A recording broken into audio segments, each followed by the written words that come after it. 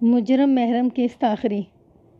شام سے پہلے یعقوب کی ماں سلطانہ میرے پاس آئی اور مجھ سے درخواست کی کہ میں اس کے بیٹے کو چھوڑ دوں۔ میں نے واضح 2 ٹوک الفاظ میں اسے بتا دیا، سلطانہ اگر تمہارا بیٹا بے گناہ اور بے قصور ہے تو سمجھا اس کا ایک بال بھی بکا نہیں ہوگا، میں اپنی تسلی کرنے کے بعد اسے چھوڑ دوں گا۔ تھانے دار صاحب وہ منت ریز لہجے میں بولی، یعقوب آج صبح میرے ساتھ شہر گیا تھا اور ہم آپ کے سامنے ایک ساتھ ہی واپس آئے۔ میری بات کا یقین کریں، جب ہم صبح گھر سے نکلے تو فردوس اچھی خاصی اور بھلی چنگی تھی، اس کی موت میں یعقوب کا ہاتھ ہو ہی نہیں سکتا۔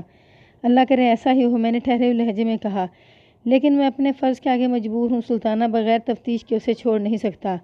آپ نے وہاں گھر میں اتنی کڑی پوچھ گچھ تو کی ہے، اس سے وہ شاکی لہجے میں بولی۔ اب اور کون سی تفتیش باقی ہے؟ مجھے پوسٹ مارٹم کا انتظار ہے، میں نے ایک ایک لفظ پر زور دیتے ہوئے کہا، اور اس کے ساتھ ہی ماسٹر جمشید کا بھی۔ ماسٹر جمشید؟ اس نے الجھن زدہ نظر سے مجھے دیکھا۔ ہاں ماسٹر جمشید، میں نے پرسوچ انداز میں کہا، میں نے اسے لانے کے لیے اپنا ایک اہلکار رسول پور کی جانب روانہ کیا ہوا ہے، وہ رات کے کسی بھی وقت ماسٹر کو لے کر تھانے پہنچ سکتا ہے، لیکن ماسٹر کا فردوس والے واقعے سے کیا تعلق؟ اس کی الجھن میں بے حد اور بے پناہ اضافہ ہو گیا۔ میں نے گول مول جواب دیا، یہ تو اس کے آنے کے بعد ہی پتہ چلے گا۔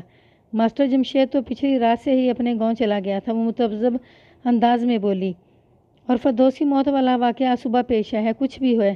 میں نے جان چھڑانے والے انداز میں کہا، میں تو صرف یہ جانتا ہوں کہ اس کے 4 کھونٹ ہیں۔ نمبر 1 فردوس بی بی جو اب دنیا میں باقی نہیں رہی، نمبر 2 یعقوب، نمبر 3 فرید بخش، یہ دونوں افراد اس وقت میری تحویل میں ہیں، اور نمبر 4 ماسٹر جمشید۔ میں نے لمحاتی توقف کر کے گہری سانس لی، پھر اضافہ کرتے ہوئے کہا، یہ چوتھا کھونٹ ماسٹر جمشید میرے ہتھے چاٹ جائے تو پھر میں ہی کوئی فیصلہ کر سکوں گا کہ ان تینوں میں سے کس نے پہلے کھونٹ یعنی فردوس بی بی کو موت کے گھاٹ اتارا ہے۔ جب سلطانہ نے میرے رویے میں کوئی لچک نہ دیکھی تو مایوس ہو کر واپس چلے گی۔ میرا یہ پورا دن نہایت ہی افراتفری میں گزرا، اور جیسا کہ میں کہانی کی ابتدا میں بتا چکا ہوں، ان دنوں میری طبیعت بھی ٹھیک نہیں تھی، لہٰذا میں تھانے میں بیٹھ کر ASI شکور کا انتظار کرنے کی بجائے اپنے کوارٹر میں چلا گیا۔ ان لمحات میں میں بہت زیادہ تھکاوٹ اور نقاہت محسوس کر رہا تھا۔ اگلی صبح جب میں سو کر اٹھا تو حشاش بشاش اور چوکو چوبند تھا۔ معمولات سے فارغ ہونے کے بعد میں وردی پہن کر جب تھانے پہنچا تو پتہ چلا کوئی آدھا گھنٹہ پہلے ASI شکور رسول پور سے واپس آیا تھا۔ رسول پور نامی یہ چھوٹا سا گاؤں میرے تھانے سے لگ بھگ 15 میل کے فاصلے پر شمال میں واقع تھا۔ میں نے فوراً شکور کو اپنے کمرے میں بلا لیا اور اس نے آ کر مجھے سلوٹ کیا۔ میں نے اسے بیٹھنے کے لیے کہا اور پوچھا، شکور رسول پور کی کیا رپورٹ ہے؟ رپورٹ اچھی نہیں ہے ملک صاحب، اس نے مایوسی میں گردن ہلاتے ہوئے کہا۔ کیا مطلب؟ میں نے چونک کر اس کی طرف دیکھا۔ کیا تم ماسٹر جمشید کو اپنے ساتھ لے کر نہیں آئے؟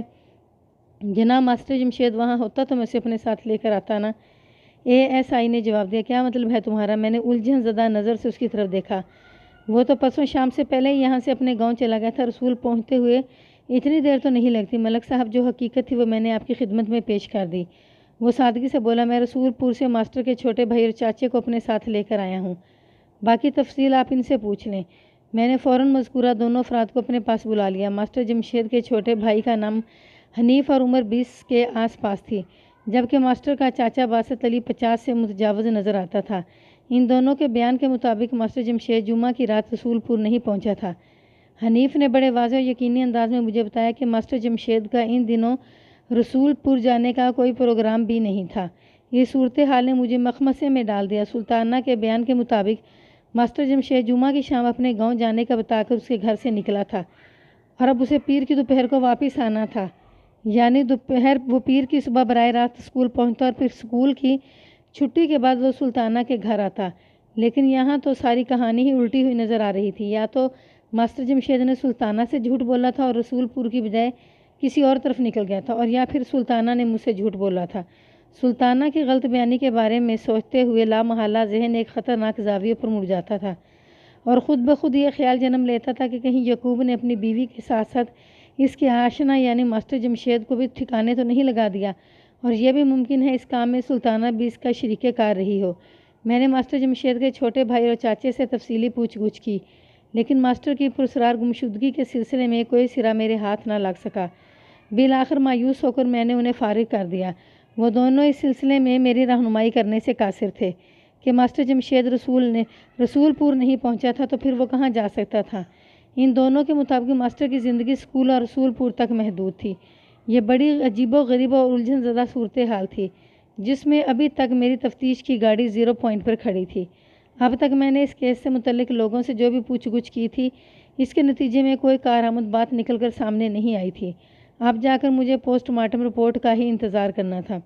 مذکورہ رپورٹ پیر کی صبح فردوس بی بی کی پوسٹ مارٹم شدہ لاش کے ساتھ مجھے موصول ہو گئی۔ میں نے رپورٹ کو کھول کر پڑھا تو حیرتوں کا گویا ایک نیا در مجھ پر کھل گیا۔ میں نے وہ رپورٹ اوپر سے نیچے تک 2-3 مرتبہ پڑھی، لیکن اس کے الفاظ اور الفاظ کے مفہوم میں سرموفوق واقعہ نہ ہوا۔ میں سر پٹک کر رہ گیا۔ پوسٹ مارٹم کی ابتدائی رپورٹ کے مطابق متوفی فردوس بی بی کی موت جل کر نہیں بلکہ پیٹ کے کسی مرض کے سبب واقع ہوئی تھی، اور یہ واقعہ 4 روز پہلے کا تھا۔ میرا سر چکرا کر رہ گیا۔ یہ بات ہی ایسی تھی، میری جگہ کوئی اور بھی ذی ہوش شخص اس رپورٹ کا مطالعہ کرتا تو اس کی بھی دماغی کیفیت وہی ہوتی جو ان لمحات میں میری تھی۔ میری معلومات اور شواہد کے مطابق فردوس بی بی کی موت ہفتے کی صبح واقع ہوئی تھی، جبکہ پوسٹ مارٹم رپورٹ اس موت کے لیے جمعرات کا دن مقرر کر رہی تھی۔ میرے ذہن میں ایک خیال بجلی کے کوندے کی مانند چمکا۔ میں جس سوختہ لاش کو متوفی فردوس بی بی سمجھ رہا ہوں، کہیں وہ کسی اور بد نصیب کی لاش تو نہیں؟ اس سوال کے ساتھ ہی ایک اور بڑے سوال نے خطرناک انداز میں سر ابھارا۔ اگر سلطانہ کے باورچی خانے سے ملنے والی سوختہ لاش فردوس بی بی کی نہیں تو پھر فردوس بی بی کہاں غائب ہے؟ اس سنسنی خیز کا سوال کا جواب اسی وقت مل سکتا تھا جب یہ پتہ چل جاتا کہ جمعرات کو پیٹ کے مرض سے موت لگا کر مرنے والی عورت کون تھی، اور اس نوعیت کا جواب مجھے ایک ہی جگہ سے مل سکتا تھا۔ میں نے ایک ہنگامی خیال کے تحت ASI سے کہا، شکور فوراً ایک تانگے کا بندوبست کرو، ہم قبرستان جا رہے ہیں۔ ملک صاحب، فردوس کی پوسٹ مارٹم شدہ لاش تو تھانے میں رکھی ہے، اس کی تدفین ہماری ذمہ داری تو نہیں؟ کیا تم قانونی ذمہ داریوں اور محکمہ جاتی فرائض کو مجھ سے زیادہ جانتے ہو؟ میں نے ٹھہرے ہوئے لہجے میں سوال کیا۔ وہ گڑبڑا کر رہ گیا۔ میرا یہ مطلب نہیں تھا ملک صاحب۔ بس تو پھر میں جو کہہ رہا ہوں وہی کرو فوراً۔ میں نے کہا، اوکے ملک صاحب، اس نے فرما برداری سے کہا اور کمرے سے نکل گیا۔ تھوڑی ہی دیر کے بعد ہم قبرستان میں تھے۔ گورکن عنایت اللہ نے مجھے اپنی جانب بڑھتے ہوئے دیکھا تو جلدی سے میرے پاس آیا اور تفتیش بھرے لہجے میں سلام کے بعد بولا، خیریت تو ہے جناب؟ آج صبح ہی صبح ادھر کا چکر کیسے لگ گیا؟ میں نے اس کے سلام کا جواب دیا اور اس کی آنکھوں میں دیکھتے ہوئے کہا، عنایت اللہ، میں تمہیں گرفتار کرنے آیا ہوں۔ اس کا رنگ اٹھ گیا۔ بے حد ہراساں لہجے میں بولا، سرکار، مجھ سے ایسی کیا خطا ہوگی؟ مجھے پتہ چلا ہے تم مردوں کا کاروبار کرتے ہو۔ میں کچھ سمجھا نہیں جناب۔ وہ ہکا بکا مجھے دیکھتا چلا گیا۔ میں نے راستے میں ایسے شکور کو اپنی قبرستان آمد کے بارے میں تفصیلاً بتا دیا تھا، لہذا اس کے ذہن میں کوئی الجھن باقی نہیں تھی۔ اس نے کڑک دار آواز میں عنایت اللہ سے کہا، تم سب سمجھ جاؤ گے جب تھانے میں تمہیں لے جا کر تفتیش کی چکی میں ڈالا جائے گا۔ عنایت اللہ دونوں ہاتھ جوڑے گھگیانے لگا، مائی باپ، میں نے ساری زندگی اسی قبرستان میں گزاری ہے۔ مجھ سے پہلے میرا باپ اور اس سے پہلے میرا دادا اس قبرستان کا گورکن ہوا کرتا تھا۔ ہم نے کبھی کسی لاش کا کفن تک نہیں چرایا۔ مردے بیچنا تو بہت دور کی بات ہے۔ میں اس کے الفاظ کی سچائی سے سمجھ گیا کہ وہ دروغ گوئی سے کام نہیں لے رہا، لہٰذا اسے ڈرانے دھمکانے کے انداز کو ترک کر کے میں نے نہایت ہی سنجیدہ لہجے میں استفسار کیا، عنایت اللہ، ذرا سوچ کر بتاؤ، پچھلے 1 ہفتے میں تم نے قبرستان میں کتنے مردوں کو دفن کیا ہے؟ اس میں سوچنے والی کون سی بات ہے سرکار؟ وہ جلدی سے بولا، پچھلے 1 ہفتے میں صرف یہاں ایک ہی مردہ لایا گیا ہے اور میں نے وہی ایک لاش کو دفن کیا ہے۔ کیا وہ کسی عورت کی لاش تھی؟ میں نے اضطراری لہجے میں پوچھا۔ جی ہاں، اس نے اس بات میں جواب دیا۔ اس مرنے والی کا نام کیا تھا؟ رضوانہ، عنایت اللہ نے بتایا۔ وہ اشتیاق نامی ایک چھوٹے زمیندار کی بیوی تھی۔ رضوانہ کا انتقال کیسے ہوا تھا؟ میرے سوالات نے گورکن کو بری طرح الجھا کر رکھ دیا تھا۔ وہ تھوک نگلتے ہوئے بولا، مجھے پتہ چلا ہے وہ ٹھیک ٹھاک رات کو سوئی تھی۔ آدھی رات کے وقت اس کے پیٹ میں شدید قسم کا درد اٹھا۔ فوراً حکیم صاحب کو بلایا گیا۔ حکیم صاحب نے درد کلنج بتایا اور کھانے کے لیے دوا دے دی۔ قصہ مختصر، حکیم صاحب کی اس دوا نے کام نہیں کیا اور کلنج کے درد نے رضوانہ کی جان لے لی۔ گورکن کا بیان پوسٹ مارٹم رپورٹ میں درج وجہ موت کی تصدیق کر رہا تھا۔ ان لمحات میں میرا ذہن برق رفتاری سے دوڑ رہا تھا۔ میں نے عنایت اللہ سے کہا، مجھے فوراً رضوانہ کی قبر پر لے چلو اور اس سے پیشتر رضوانہ کے گھر والوں کو یہاں بلانے کے لیے کسی بندے کو اس کی طرف روانہ کر دو۔ اچھا جی، ابھی کرتا ہوں۔ وہ جلدی سے میرے احکام کی تعمیل میں لگ گیا۔ تھوڑی ہی دیر کے بعد ASI شکور اور گورکن عنایت اللہ ایک تازہ بنی ہوئی قبر کے پاس موجود تھے۔ میری عقابی نگاہ نے دیکھتے اندازہ قائم کر لیا کہ اس قبر کو کھولنے کے بعد دوبارہ بند کیا گیا تھا۔ میں نے اپنے اس اندازے کی تصدیق جب عنایت اللہ سے کی تو وہ تشویشناک نظر سے مذکورہ قبر کا جائزہ لیتے ہوئے بولا، مجھے بھی یہی لگ رہا ہے سرکار، تم جلدی سے قبر کھودنے کے آلات لے کر یہاں آ جاؤ۔ میں نے تحکمانہ انداز میں کہا، میں دیکھنا چاہتا ہوں کہ رضوانہ کی قبر کے اندر کیا ہے۔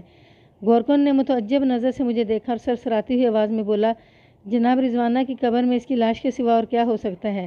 ابھی 4 دن پہلے ہی تو میں نے اپنے ہاتھوں سے اسے یہاں دفن کیا ہے، اور تم اس امر کی تصدیق بھی کر دی ہے کہ رضوانہ کی قبر کو کھولا گیا ہے۔ جی ہاں، ایسا ہی نظر آ رہا ہے، وہ قبر کو گھورتے ہوئے بولا۔ بس تو پھر تم مجھ سے کوئی بحث نہ کرو، میں نے دو ٹوک انداز میں کہا۔ میں یہاں اپنا قیمتی وقت برباد کرنے نہیں آیا ہوں، تم سے جو کہا جا رہا ہے اس پر فوراً عمل کرو۔ اچھا جی، وہ سر کو اثباتی جنبش دیتے ہوئے بولا، کرتا ہوں سرکار۔ جب تک عنایت اللہ اپنے مخصوص کمرے میں کدال اور پھاڑا وغیرہ لے کر آتا، درد کلن سے ہلاک ہونے والی رضوانہ کا گھر والا یعنی اشتیاق ذمہ دار بھی وہاں پہنچ گیا تھا۔ جب اشتیاق کو یہ پتہ چلا کہ میں اس کی بیوی کی قبر کو کھدوانے کا ارادہ رکھتا ہوں تو وہ سراپا احتجاج بن گیا۔ تھانے دار صاحب، وہ بھرائی ہوئی آواز میں بولا، ابھی تو میری بیوی کا کفن بھی میلا نہیں ہوا، آپ یہ کیا ظلم کر رہے ہیں؟ اشتیاق، میں نے اس کے کندھے پر ہاتھ رکھ کر ہمدردی بھرے لہجے میں کہا، تم میرے جس عمل کو ظلم کا نام دے رہے ہو وہ انتہائی ضروری تفتیش ہے۔ مجھے 101% یقین ہے کہ کسی نے تمہاری بیوی کی لاش کو غائب کر دیا ہے۔ اب اس قبر میں کچھ بھی باقی نہیں رہا۔ جج جی، وہ مارے حیرت کے ہکلا کر رہ گیا۔ یہ آپ کیا کہہ رہے ہیں؟ میں بالکل ٹھیک کہہ رہا ہوں، میں نے ایک ایک لفظ پر زور دیتے ہوئے کہا۔ ابھی تمہاری آنکھوں کے سامنے میرے اس یقین کی تصدیق ہو جائے گی۔ لیکن رضوانہ کی لاش کہاں جا سکتی ہے؟ وہ بے بسی کے عالم میں مجھ سے مستفسر ہوا، اسے قبر کھول کر کون چرائے گا؟ اشتیاق احمد، میں نے ٹھہرے ہوئے لہجے میں کہا، جہاں تک تمہاری بیوی کی لاش کا تعلق ہے تو وہ اس وقت تھانے میں رکھی ہے، تمہیں آج ہی اسے دوبارہ دفنانا پڑے گا۔ میں نے لمحاتی توقف کر کے گہری سانس لی، پھر اپنی بات کو مکمل کرتے ہوئے کہا، اور جہاں تک لاش کو چرانے والے کا سوال ہے اس کا سراغ بھی بہت جلد نکال لوں گا۔ پھر میں نے گورکن کو اشارہ کیا کہ وہ کھدائی کا کام شروع کر دے۔ اس کے ساتھ ہی میں نے مختصر مگر جامع الفاظ میں اشتیاق احمد کو تمام تر حالات کے پس منظر سے آگاہ کر دیا۔ وہ فردوس بی بی کے گھر میں ہونے والی آتش زنی کے واقعے سے اچھی طرح واقف تھا۔ جب اسے پوسٹ مارٹم رپورٹ اور ماسٹر جمشید کی پراسرار گمشدگی کے بارے میں بتایا گیا تو اس کی آنکھیں حیرت سے پھٹی کی پھٹی رہ گئیں۔ اسی دوران عنایت اللہ نے رضوانہ کی قبر بڑی مہارت سے کھول ڈالی تھی، اور میرے اندازے کے عین مطابق وہ قبر رضوانہ کی لاش سے خالی تھی۔ یہ صورتحال نے جہاں مجھے ایک نتیجے پر پہنچا دیا تھا، وہیں اشتیاق کو گہری تشویش میں ڈال دیا تھا۔ میں نے دوستانہ انداز میں اسے کہا، اشتیاق، فردوس بی بی کو مردہ ثابت کرنے کے لیے تمہاری بیوی کی لاش کی بڑی بے دردی سے بے حرمتی کی گئی ہے، لیکن تم فکر نہ کرو، میں اس کے ذمہ دار کو ایسی عبرتناک سزا دلواؤں گا کہ تمہارا کلیجہ ٹھنڈا ہو جائے گا۔ اس کے آنسو نکلے، گلگیر آواز میں بولا، تھانے دار صاحب، ایک تو رضوانہ پہلے قیامت خیز تکلیف اٹھا کر مری تھی، اوپر سے اس کی لاش کو جلا کر کولا بنا دیا گیا۔ میں یعقوب کی بیوی فردوس کی سوختہ لاش کو دیکھنے اس کے گھر گیا تھا، مجھے کیا پتا تھا وہ میری ہی بیوی کی لاش تھی۔ بات پوری کرتے کرتے اس کی سسکی نکل گئی۔ میں نے اس کا کندھا تھپتھپایا اور تسلی بھرے لہجے میں کہا، جو ہوا اسے قدرت کی مرضی سمجھ کر برداشت کرنا پڑے گا، لیکن یہ میرا تم سے وعدہ ہے، میں نے بڑے اعتماد کے ساتھ کہا، کہ میں بہت جلد اس شخص کو قانون کی گرفت میں لا کر نمونہ عبرت بنا دوں گا جس نے تمہاری بیوی کی لاش کی بے حرمتی کی ہے۔ جناب، اب تو ساری بات کھل چکی ہے۔ وہ اپنے آنسو پہنچتے بولا، یہ سارا کیا کرانا اس نام مراد ماسٹر جمشید کا ہی ہے۔ ہاں، حالات و واقعات تو اسی جانب اشارہ کرتے ہیں، میں نے تائیدی انداز میں گردن ہلاتے ہوئے کہا، لیکن ماسٹر جمشید فی الحال مفرور ہے، وہ ہتھے چھڑ جائے تو پھر ہی کوئی حتمی بات کہی جا سکتی ہے۔ اچھا جی، وہ ویران آنکھوں سے مجھے دیکھتے بولا، تم ابھی میرے ساتھ تھانے چلو۔ میں نے ٹھہرے ہوئے لہجے میں کہا، میں ضروری کارروائی کے بعد رضوانہ کی لاش تمہارے حوالے کر دوں گا۔ میرے لیے کیا حکم ہے؟ گورکن عنایت اللہ کا استفسار میری سماعت سے ٹکرایا تو میں نے پلٹ کر اس کی جانب دیکھا۔ وہ اپنا کدال کے ہتھے پر ہاتھ جمائے کھڑا تھا۔ میں نے اس کی آنکھوں میں دیکھتے ہوئے کہا، یہیں رک کر تھوڑا انتظار کرو، اشتیاق اپنی بیوی کی لاش کے ساتھ دوبارہ قبرستان آنے والا ہے، تمہیں نہایت ہی ادب و احترام کے ساتھ رضوانہ کی ایک بار پھر تدفین کرنا ہے۔ اس بات میں گردن ہلا کر رہ گیا۔ میں اشتیاق کو لے کر تھانے آ گیا۔ تھوڑی ہی دیر میں پورے علاقے میں یہ خبر جنگل کی آگ کی طرح پھیل گئی کہ کسی کمبخت نے رضوانہ کی لاش اس کی قبر میں سے نکال کر جلا ڈالی ہے۔ اس خبر کے ساتھ مذکورہ کمبخت کا نام بھی ہر چھوٹے بڑے کی زبان پر چڑھ گیا، اور یہ بھی کہ یعقوب کی ووٹی ماسٹر جمشید کے ساتھ نس گئی ہے۔ جی ہاں، یہی وہ تلخ نتائج تھے جو اب تک میری تحقیق کے بعد سامنے آئے تھے۔ ماسٹر جمشید بڑے پراسرار انداز میں غائب ہو گیا تھا، اور اس کے ساتھ ہی فردوس بی بی کا بھی کوئی اتا پتہ نہیں تھا۔ اغلب امکان یہی تھا کہ ماسٹر جمشید ہی فردوس بی بی کو کہیں بھگا کر لے گیا تھا، اور اس کے علاوہ بھی سوچ کے آگے ایک راہ کھلی نظر آتی تھی، اور یہ بڑی خطرناک راہ تھی، یعنی یہ بھی تو ہو سکتا تھا کہ یعقوب نے غیرت میں آ کر ماسٹر جمشید اور فردوس بی بی کو خفیہ طور پر ٹھکانے لگانے کے بعد ان کی لاشیں کہیں دبا دی ہوں۔ کچھ بھی ناممکن نہیں تھا۔ تازہ ترین حالات کی روشنی میں نے فی الحال یعقوب کو تو سرکاری مہمان خانے ہی میں رکھا اور فرید بخش کو چھوڑ دیا۔ یہ بات اب واضح ہو چکی تھی کہ اس معاملے میں اس کا کوئی عمل دخل نہیں تھا۔ اب مجھے سب سے پہلے تو ماسٹر جمشید کی تلاش تھی۔ وہ ہاتھ لگ جاتا تو پھر فردوس کا کھرا کھوج لگانا بھی آسان ہو جاتا۔ میں نے آج تک ماسٹر جمشید سے ملاقات نہیں کی تھی اور نہ ہی اسے کہیں دیکھا تھا۔ البتہ میں نے سلطانہ کی بیٹھک میں ایک دیوار پر اس کی تصویر ٹنگی دیکھی تھی۔ میں نے اس فریم کے بارے میں جب سلطانہ سے سوال کیا تو اس نے بتایا تھا کہ وہ ماسٹر جمشید کی فوٹو تھی۔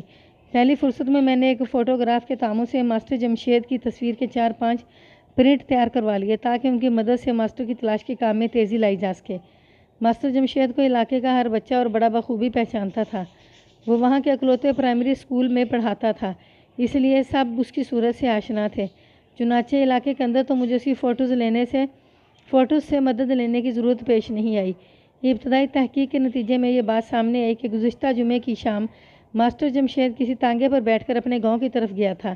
تھوڑی سی کوشش کے بعد میں نے اس تانگے والے کا پتہ چلا لیا جو ماسٹر جمشید کو لے کر گیا تھا۔ اس کا نام نیاز تھا۔ میں نے نیاز کو تھانے بلا لیا۔ وہ خاصا گھبرایا ہوا نظر آتا تھا۔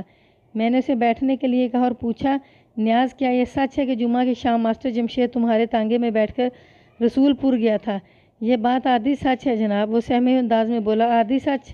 میں نے گھور کر اس کی طرف دیکھا۔ کیا مطلب ہے تمہارا؟ جناب مطلب یہ کہ ماسٹر جی میرے تانگے پر سوار تو ہوئے تھے لیکن وہ رسول پور نہیں گئے۔ رسول پور نہیں گئے تو پھر کہاں گئے؟ میں نے چونک کر پوچھا۔ اس کا گھر تو رسول پور میں ہے اور وہ جب بھی جاتا ہے اسکول سے سیدھا رسول پور ہی جاتا ہے۔ یہ بات مجھے پتہ ہے جناب، میں نے خود کئی بار انہیں رسول پور تک پہنچایا ہے۔ یہ گاؤں میرے روٹ پر پڑتا ہے، نیاز کو کچوان وضاحت کرتے ہوئے بولا۔ وہ جب فیض آباد اترنے لگے تو میں پوچھا بھی تھا، اچھا تو وہ فیض آباد اترا تھا؟ نیاز کی بات مکمل ہونے سے پہلے ہی سوال کر دیا۔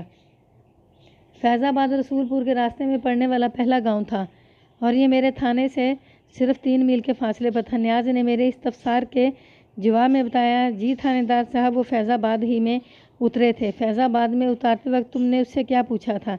میں نے نیاز کوچوان کی آنکھوں میں دیکھتے سوال کیا۔ ابھی تم نے بتایا ہے نا؟ جی وہ اس بات میں گردن ہلاتے بولا۔ میں نے ان سے پوچھا کہ وہ رسول پور کیوں نہیں جا رہے تو انہوں نے بتایا کہ کل سکول سے رسول پور سے وہ پورا ہفتہ 10 دن کے بعد جائیں گے۔ اوہ، میں نے گہری سانس کھائی۔ تم نے پوچھا نہیں فیض آباد میں وہ کس کے پاس جا رہے ہیں؟ نہیں جناب، اس نے بڑی سادگی سے نفی میں گردن ہلا دی۔ نہ میں نے پوچھا نہ انہوں نے بتایا۔ میں نے مزید 2-4 سوالات کے بعد نیاز کوچوان کو فارغ کر دیا۔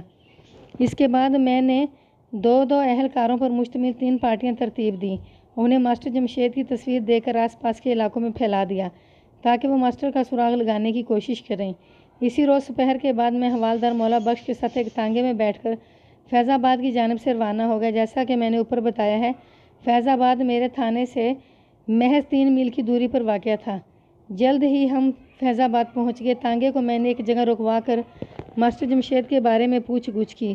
چند منٹ کی کوشش کے بعد میں یہ جاننے میں کامیاب ہو گیا کہ فیض آباد میں ماسٹر یاز مہر نامی ایک کاشتکار سے ملنے آیا تھا۔ میں مولا بخش کے ہمراہ یاز مہر کے گھر پہنچ گیا۔ وہ ایک متوسط درجے کا گھر تھا۔ یاز مہر اس وقت گھر پر ہی مل گیا۔ میں نے اپنا تعارف کرانے کے بعد اس سے پوچھا، مہر صاحب کیا ماسٹر جمشید جمعہ کی روز رات میں آپ سے ملنے آیا تھا؟ جی ہاں آیا تھا، اس نے جواب دیا۔ وہ آپ کے پاس سے کب واپس گیا تھا؟ میں نے گہری سنجیدگی سے پوچھا۔ اور یہ بھی بتائیں وہ کہاں گیا تھا؟ میرے پے در پے سوالات نے مہر کو تفتیش میں مبتلا کر دیا۔ جواب دینے کی بجائے الٹا اس نے مجھ سے پوچھا، تھانے دار صاحب خیریت تو ہے نا؟ خیریت نہیں ہے مہر صاحب، میں نے ٹھہرے ہوئے انداز میں بتایا، ورنہ میں ماسٹر کی تلاش میں یہاں نہ آتا۔ اس کے چہرے پر نظر آنے والی تشویش اور گہری ہوگی۔ میں نے نہایت ہی مختصر الفاظ میں سلطانہ کے گھر میں پیش آنے والے واقعے کے بارے میں اسے بتایا تو یہ مجھے پتہ چل چکا تھا کہ یاز مہر کے ساتھ ماسٹر کے دوستانہ مراسم تھے۔ وہ گاہے بگاہے اس سے ملنے آتا رہتا تھا۔ اوہ، میری بات کے اختتام پر اس نے کہا، ماسٹر نے مجھ سے تو کوئی ایسی بات نہیں کی تھی۔ وہ جمعہ کے دن رات کو میرے پاس آیا اور دوسری صبح یہ کہہ کر واپس چلا گیا کہ اسے اسکول پہنچنا ہے، اس کے سوا میں کچھ نہیں جانتا۔ میں نے یاز مہر کو فردوس اور ماسٹر جمشید کے خفیہ تعلقات کے بارے میں بھی بتایا اور آخر میں کہا، رضوانہ کی لاش کو قبر سے نکال کر اور سلطانہ کے گھر کے باورچی خانے میں رکھ کر اس لیے جلایا گیا ہے تاکہ یہ تاثر ملے کہ فردوس بی بی جل کر ہلاک ہو چکی ہے اور یہ خطرناک کام وہی شخص کر سکتا ہے جو فردوس بی بی میں دلچسپی رکھتا ہو۔ میری نظر میں وہ بندہ ماسٹر جمشید کے سوا اور کوئی نہیں ہو سکتا۔ مجھے بڑی شدت سے ماسٹر کی تلاش ہے۔ آپ کی باتوں سے مجھے سخت حیرت ہو رہی ہے تھانے دار صاحب۔ وہ تعجب خیز نظر سے مجھے دیکھتے ہوئے بولا، میں ماسٹر کو ایسا نہیں سمجھتا۔ مجھے تو یقین ہی نہیں آ رہا کہ وہ ایسی گھنونی حرکت بھی کر سکتا ہے۔ یہ یقین تو وہاں کے بیشتر افراد کو بھی نہیں آ رہا مہر صاحب۔ میں نے ایک ایک لفظ پر زور دیتے ہوئے کہا، خاص طور پر سلطانہ تو اس بات کو ماننے کے لیے قطعی تیار نہیں کہ ماسٹر جمشید اس کی بہو کو کہیں بھگا کر لے گیا ہوگا۔ میں نے لمحاتی توقف کر کے ایک گہری سانس لی، پھر اضافہ کرتے ہوئے پوچھا، مہر صاحب آپ ماسٹر جمشید اور فردوس بی بی کے درمیان جاری عشق کے بارے میں تو بہت کچھ جانتے ہوں گے۔ اس کے ساتھ آپ کی اچھی خاصی دوستی تھی۔ دوستی والی بات میں تو کسی شک و شبے کی گنجائش نہیں جناب۔ وہ ایک ٹھہری ہوئی سانس چھوڑتے ہوئے بولا، لیکن یہ بات آپ کی زبان سے مجھے پتہ چل رہی ہے کہ وہ محبت کے کسی معاملے میں الجھا ہوا تھا۔ حیرت ہے مہر صاحب، میں نے شک زدہ نظر سے اسی طرف دیکھا۔ جو حقیقت تھی وہ میں نے آپ کو بتا دی جناب۔ میں لگ بھگ آدھا گھنٹہ یاز مہر کے پاس رکا اور گھما پھرا کر مختلف زاویوں سے ماسٹر جمشید کے بارے میں سوال کرتا رہا۔ جب کام کی کوئی بات میرے حصے میں نہ آئی تو میں نے واپسی کی راہ اختیار کی۔ میرا ذہن بری طرح الجھ کر رہ گیا تھا۔ ماسٹر جمشید جمعہ کے روز سلطانہ کو یہ بتا کر گھر سے نکلا تھا کہ میں 2 دن کے لیے اپنے گاؤں رسول پور جا رہا ہوں۔ وہ پیر کی صبح اپنے گھر سے سیدھا اسکول پہنچے گا اور چھٹی کے بعد گھر آئے گا۔ ایک بات کا ذکر کرنا میں بھول گیا کہ میں نے پرائمری اسکول کے باقی اساتذہ سے بھی ماسٹر جمشید کے بارے میں پوچھ گچھ کی تھی۔ ان میں سے بھی کسی کے علم میں یہ بات نہیں تھی کہ ماسٹر 2 روز کے لیے اپنے گاؤں جا رہا ہے۔ اس کا مطلب یہی تھا کہ اس نے سلطانہ سے غلط بیانی کی تھی۔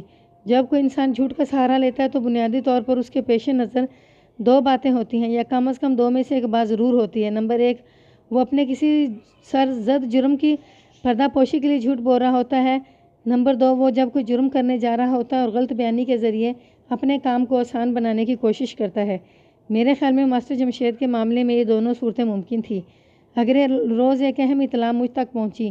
میں نے گزشتہ روز 2 پولیس اہلکاروں پر مشتمل جو 3 کمیٹیاں ترتیب دی تھیں، ان میں سے ایک پارٹی نے تھانے آ کر مجھے بتایا کہ ہفتے کی دوپہر ایک شخص نے ماسٹر جمشید کو لاری اڈے کی طرف جاتے دیکھا تھا۔ اس کے ساتھ ایک برقع پوش عورت بھی تھی۔ یہ اطلاع خاصی چونکا دینے والی تھی۔ میں نے مذکورہ پارٹی سے پوچھا، وہ بندہ کون ہے جس نے انہیں لاری اڈے کی طرف جاتے دیکھا تھا؟ جناب اس کا نام طفیل ہے، مجھے بتایا گیا۔ ہم اسے اپنے ساتھ لے کر آئے ہیں۔ طفیل کو فوراً میرے سامنے پیش کرو، میں نے اپنے تحکمانہ انداز میں کہا۔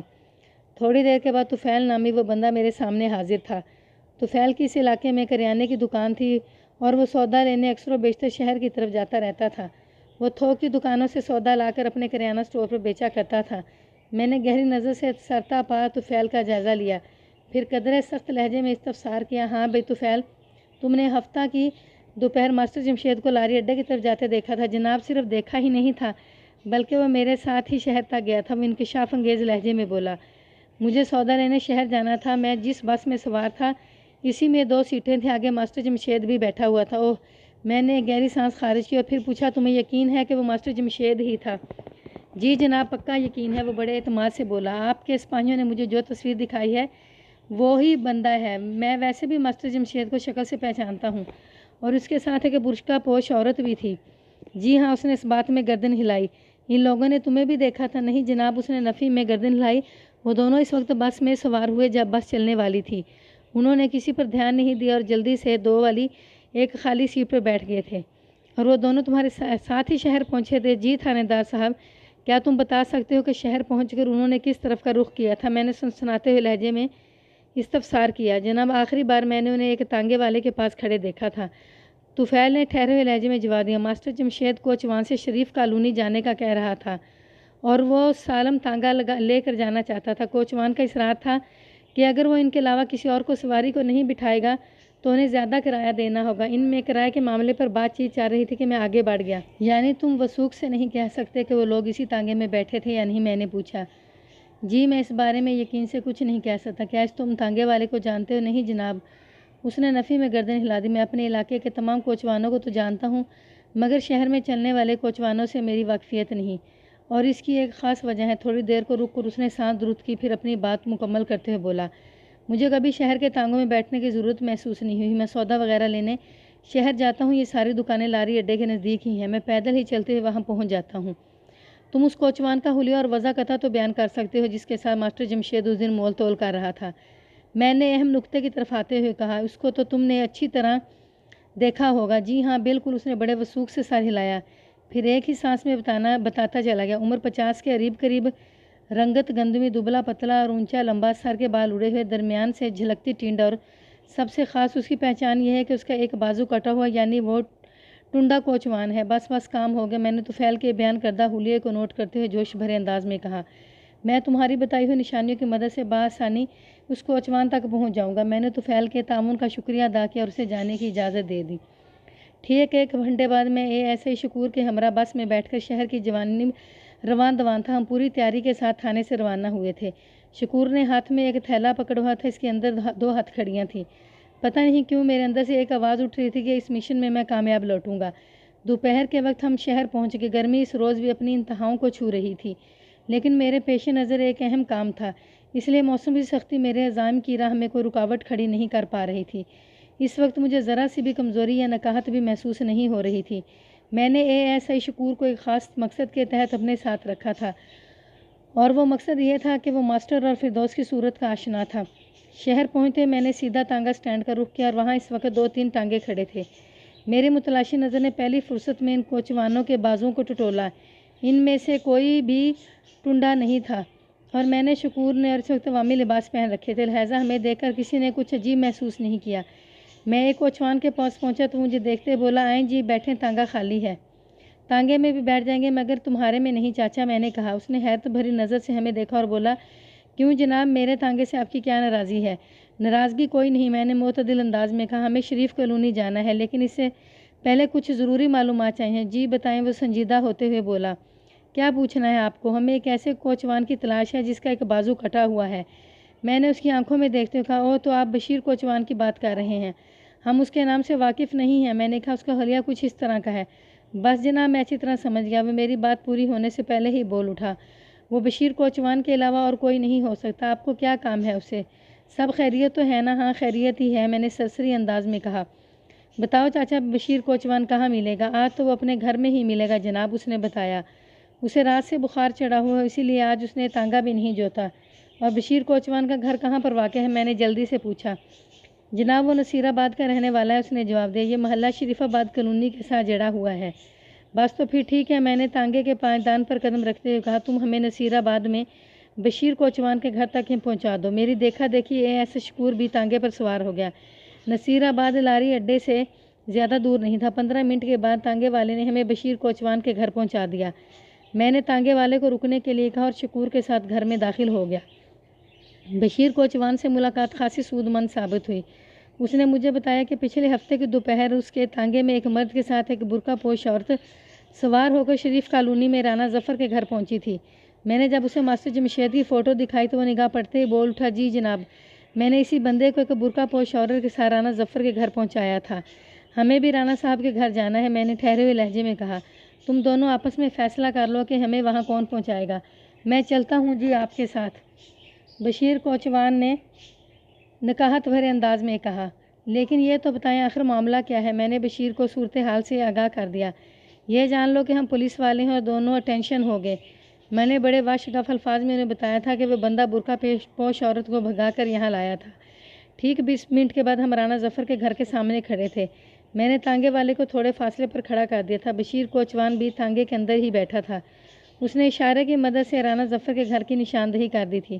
اس وقت رانا ظفر گھر میں موجود نہیں تھا۔ میری دستک پر 8 سالہ ایک بچے نے دروازہ کھولا اور سوالیہ نظر سے مجھے دیکھنے لگا۔ میں نے پیار سے اس کے گال تھپ تھپائے اور پوچھا، رانا صاحب کو باہر بلاؤ۔